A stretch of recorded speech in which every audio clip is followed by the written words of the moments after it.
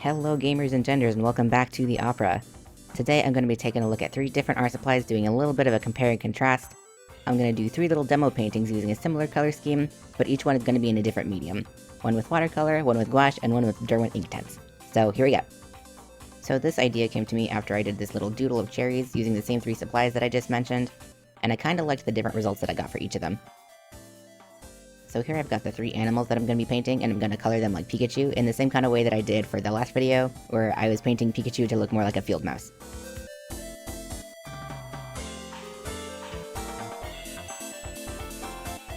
And so for this one, I wanted to come in with the Nickel Azo Yellow first. For the last one, I did a Hansa Yellow Light, and I liked the bright look of it, but for this one, I wanted to go for a slightly more earthy color. And yeah, I'm happy with how bright and vibrant it still turned out, but I was still able to reach those darker colors. And you'll see in a little bit that for the shading of this one, I do come in with the Aussie Red Gold, and it plays really nicely with this Nickel Azo Yellow because it still uses the PY150 in its mix.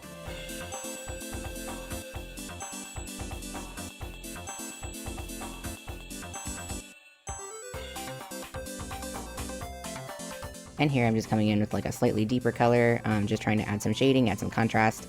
And something that I really enjoyed about this one is I feel like I was really able to control the watercolor better than the other mediums in this one, just as far as indicating where the form is.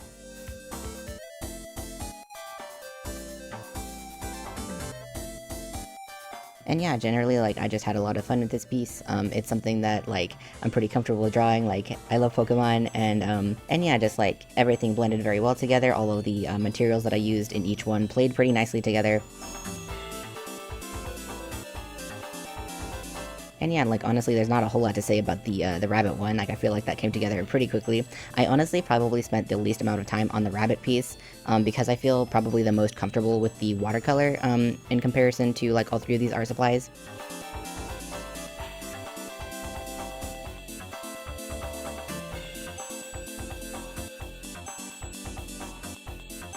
So for this Quokka, rather than starting with my very light tone like I had to do with the watercolor, I come in immediately with the mid-tone, and I'm pretty sure that this is Marigold by Holbein. It probably is. I'm sure it is. I don't have as many colors in gouache as I do with any of my other supplies, and the colors that I do have, I selected them open stock, which means that I only picked ones that I personally enjoy, which kind of bites me later because as it turns out, I don't like the color brown, and I don't have any brown, and and so I kind of just had to improvise on some parts because I don't like the color brown, and I know that I could easily mix it. It's not a hard color to mix. It's the mixing color, right? But the thing is, the way that I like to paint and the way that I like to work is that I don't really mix colors on a palette or anything. I kind of just come, for gouache especially, I've been coming in directly from the tube, and I don't have brown, so I don't have brown directly from the tube.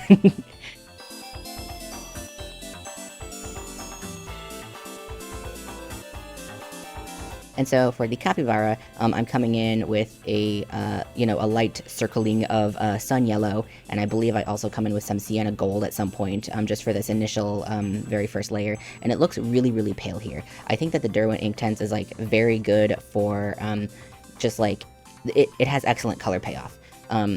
And I haven't seen very many people use them in a serious manner. I kind of only see people as hey, look at this wacky new art supply, and they get it as a gimmick. But I haven't seen very many people use it as a serious medium. Look at the color payoff with this. This is incredible. I have really enjoyed using them in this piece, and I've only done them in this one series piece so far, and as well as the cherry thing that I did that I showed you earlier. But yeah, it just has such rich, vibrant color, and I really enjoyed it. I'm currently working with the 36 set.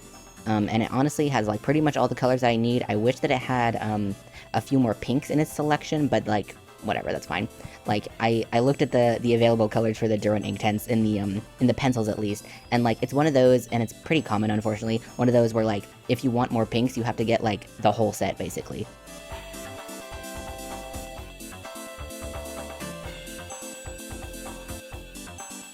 And yeah, now I'm just coming in with some more of that Aussie Red Gold. And just really starting to define the shadows and define the shapes. And yeah, this is a color that I think plays really nicely with that Nickel Azo Yellow because it contains Nickel Azo Yellow in the mix, so it's not a really harsh contrast or anything. And yeah, just I felt it was very easy to, get the paint to do what I want it to do, and I feel it was very easy to indicate the forms with this, and I feel honestly, I mean, obviously, like, I have probably seen more rabbits in my life than I've seen quokkas or capybaras, so, like, it was just, a subject matter that I was more familiar with, and that probably helped as well.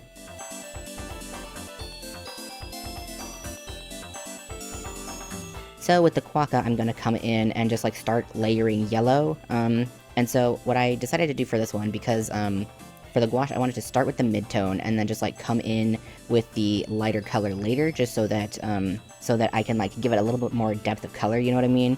And also, like, the yellow that I'm using for this one is, the Da Vinci, primary yellow, the Hansa Yellow Light, and it's, like, it's a little bit more transparent, I think, than any of the ones that I have from Holbein. Like, I want to say that my Holbein ones are a little bit more opaque, but honestly, I feel like it worked to my advantage because I was able to layer it a lot, and I didn't really, like, feel like I was gonna lose control of, like, how much color I was putting down, and so I come in with a few layers of the yellow eventually.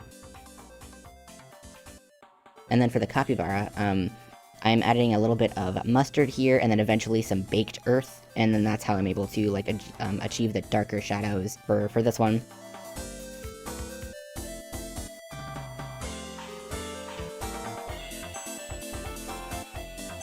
And that's something, like, okay, that's something that I really like about this too, is that the set came, like, pre-sharpened, and, like, I've done a few things with this set so far. I've done this, this painting, and I've done, like, several swatches in several different places. I have not needed to sharpen these pencils once. Like, they're such a good color payoff in this range, and, like, I've just, like, I'm probably gonna use them, like, way more after this. Like, I really enjoyed using them for this piece.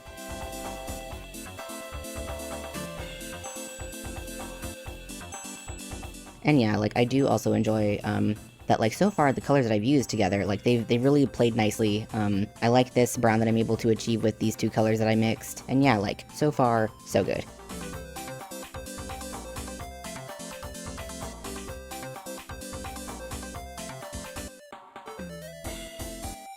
Okay, and then I'm kind of just, like, adding some of the last details with the rabbit one, because, like, there's not much else to do. Like, I feel like I got everything that I wanted to do, like, pretty much in the first try. Like, most of the rest of this video is gonna be me fussing around with the gouache and with the Inktense one.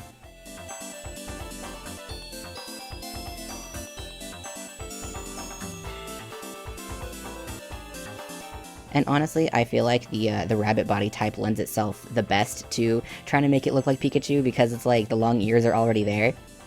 And yeah, and similarly to how I did in the field mouse one, I've decided to make the Pikachu stripes black instead of brown because I don't like brown. I think it's, like, very extraneous on the Pikachu design. Like, there's no reason for it to have, like, just one randomly different color on its back. Like, that's so silly. And so I decided to make it black like it is on the ears, because I feel like it just works better with the rest of the color palette. And I do, like, eventually blend it out with some more of the same Aussie Red Gold that I used for the shading, just to, like, make it a little bit more harmonious, but, like, I still largely consider them, like, black stripes and not brown stripes, so whatever, it's fine. And yeah, I also just, like, added a little bit more black shading that I'm blending out here, just because, like, I was losing some of the contrast that I wanted, but yeah, just, like, adding a little bit of black and then blending it out with the Aussie Red Gold.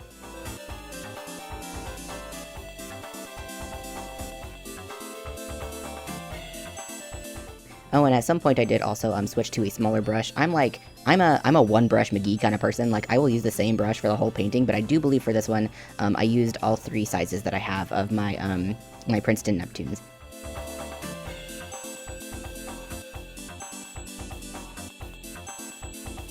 And yeah, I feel like the smallest size, it does give me, like, a really nice, like, textured kind of look to the things that I'm painting here. And it just, like, allows a lot of control. The only downside is that, like, I've used it so much that, like, the tips of the bristles have, like, kind of bent a little bit, and I don't have quite as much control as I used to have. But even so, like, I do still really enjoy using this brush.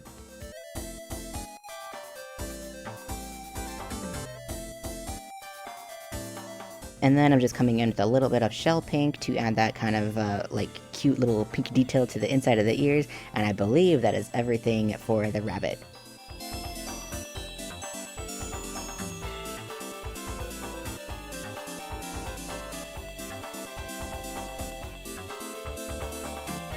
Alright, and then it's just going to be like a whole bunch of layering on this Hansa yellow light onto the quokka, just like indicating some of the forms a little bit better, and trying to add some of that texture, like for the fur texture. And yeah, like as you can see, this yellow is quite transparent, like even though it's a gouache, like it does take me quite a few layers to get to the place where I want it to be, and like I don't regret that, like definitely I don't. Like I feel like if I would have initially come in with a more opaque yellow, I think that I would have lost some of the depth that I was able to get by adding the marigold first.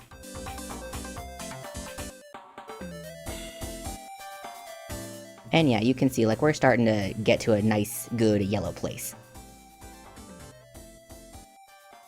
Oh, hang on, no, we have more layering to do, look out.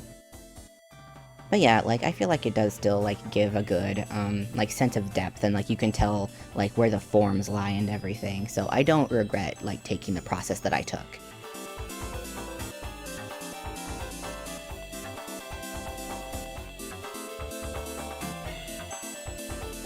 And yeah, now we are just coming in with some more of the brown on the capybara. I believe more of the same brown that I already added. It's gonna be like a lot of baked earth. And I do quite like that the pencil does mostly get dissolved whenever I add the water, but there is still just a little bit of texture left. And I do kind of like that for these. Like, you can tell that it's supposed to be like a furry creature, and I do appreciate that, personally. Oh my god, this brush is really going through it. I know that eventually I do switch to a larger size, but like, my god. When you look at it from the other angle, you're like, oh no, I don't take good care of my brushes. But yeah, so I do come in initially with the brown, just because you do kind of have to be careful when you're doing layering with the Inktense. They do layer very nicely, but they kind of don't do dark to light very well. Like, you have to do your lighter colors first, kind of like how you do in watercolor.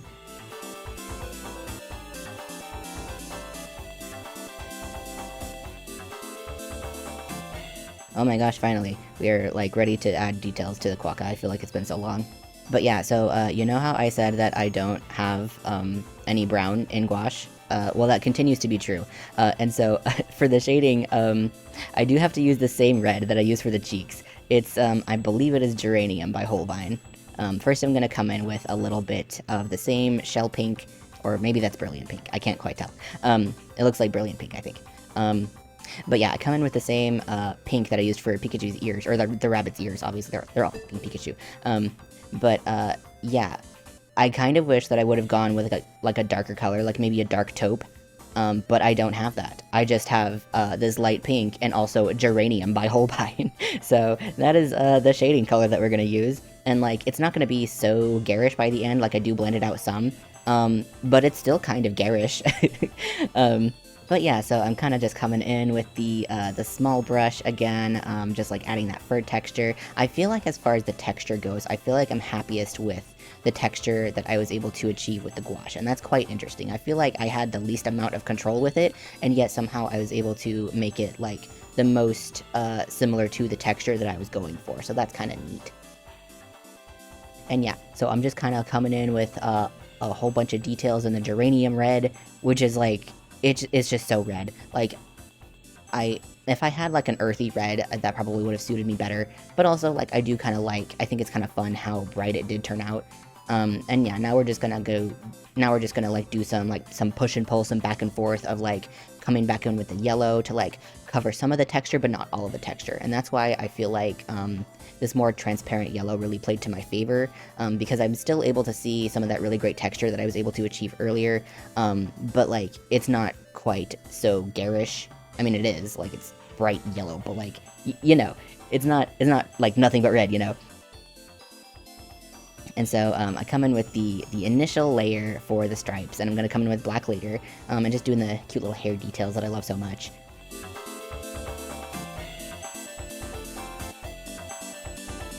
And yeah, so now I'm coming in with some of the black on the capybara one, and I do a little bit regret how much black I added here. I like it for the stripes, but the problem is that I also added it like to the shading on the underside, like on the rump area, which, like, gotta say, like, British people kind of popped off of the word rump, like, why don't we use it more?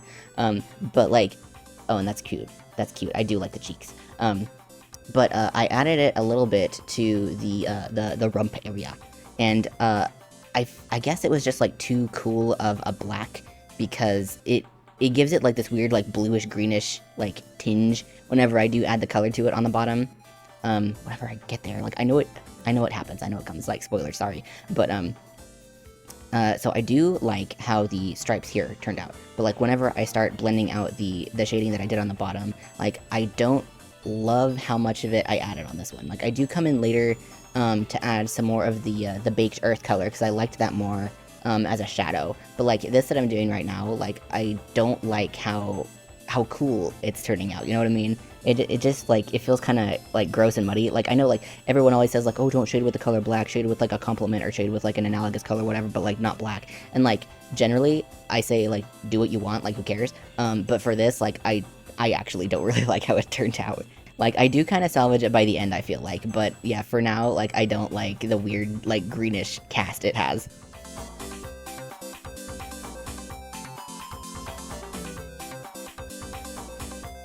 And I do eventually, like, come in with more of the baked earth, and I feel like I'm able to salvage it for the most part. I do feel like I was able to liven it up some more with, more of, like, an orangey brown, but that comes later, I guess.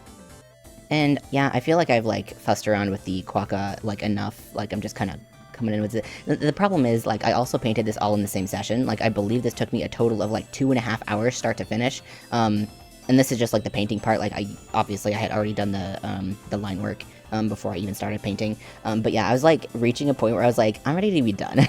And you can really tell whenever I am adding the background color to each of these three. I'm like, man, I'm tired. Like I want to leave. But yeah, like I'm just coming in with the details, like nothing super fancy about it. And like I'm fine with the amount of detail this has. Like this is okay.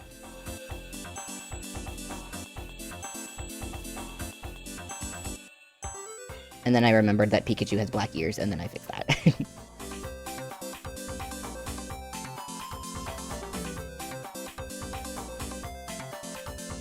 And then just doing a little bit of detailing. And back to the capybara.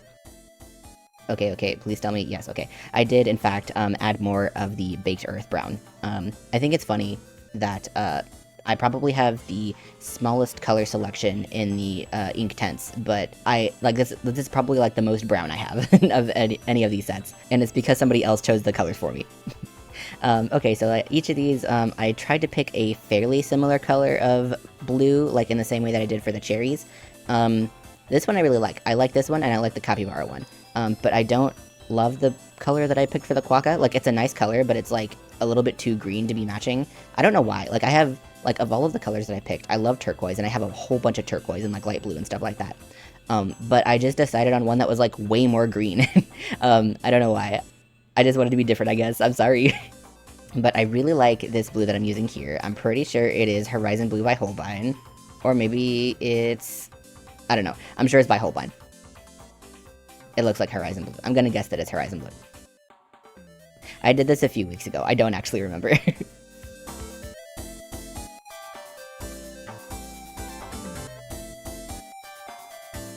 I meant to get this out sooner, but, like, your boy has been sad. Like, I have been trying to get stuff done, and I just, like, have not been feeling it. So I'm just, like, happy that I'm doing this voiceover now. And you can tell that it's, like, lower effort. It is not scripted for the most part. I'm kind of just winging it. But I wanted to move on. I wanted to create something today, and this is what we have.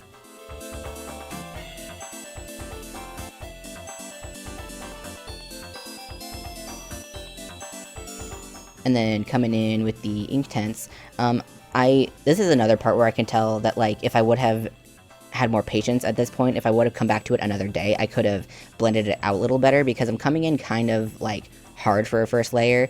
And you, like, later you can see that, I wasn't able to, like, blend out all of the texture. Like, you can definitely still see, like, the pencil marks after this is finished.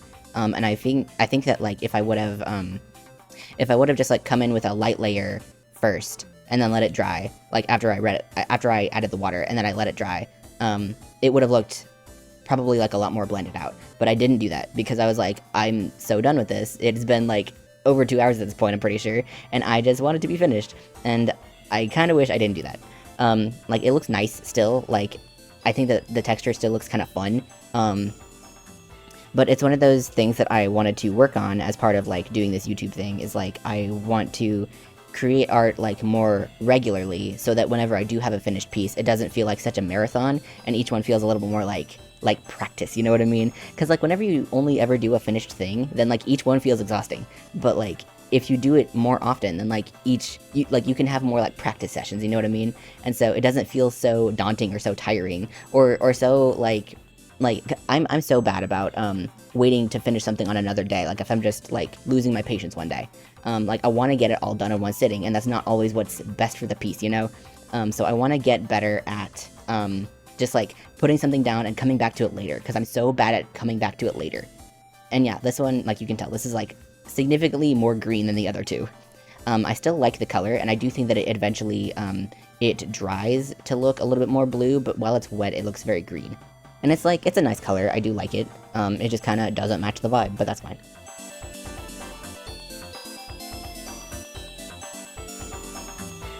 And yeah, like, there's also like points in here where I wish that I would have taken a little bit more time in doing this one, because I kind of like go over the line art a little bit, and I wish that I would have just like gone about it like a little bit more carefully. Or like maybe I could have come in with the pink again and just like relined it and made it look a little more whatever. Like I wasn't feeling it. I was like, you can see here, like I was thinking about like going around the leaf, and I was like, nah, I'll paint the leaf later.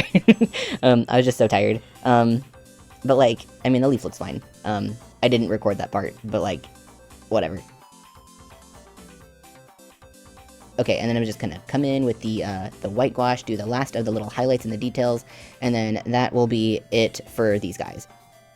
I think that the whites in the eyes look very cute. I'm very happy with how opaque this gouache is, and then I add more little ear details, little fuzzies. I think that they're very cute. For the quokka, I kind of want ham. I didn't mean to do that, but it's there now. I'm sorry, Quokka. You're so cute, but like, that was the one that I had the least amount of patience for. I'm so sorry, Mr. Quokka.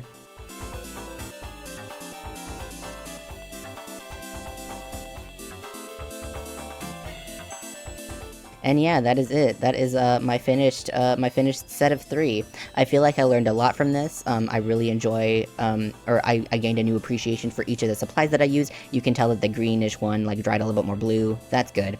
But yeah, like overall, I learned a lot. I enjoyed it. I'm happy with each one, and yeah, I had a lot of fun. And yeah, thank you for coming along with me. Hey, thank you so much for watching. If you want, you can like and subscribe. Or don't, because I'm still not your dad. But either way, I hope you have a colorful day.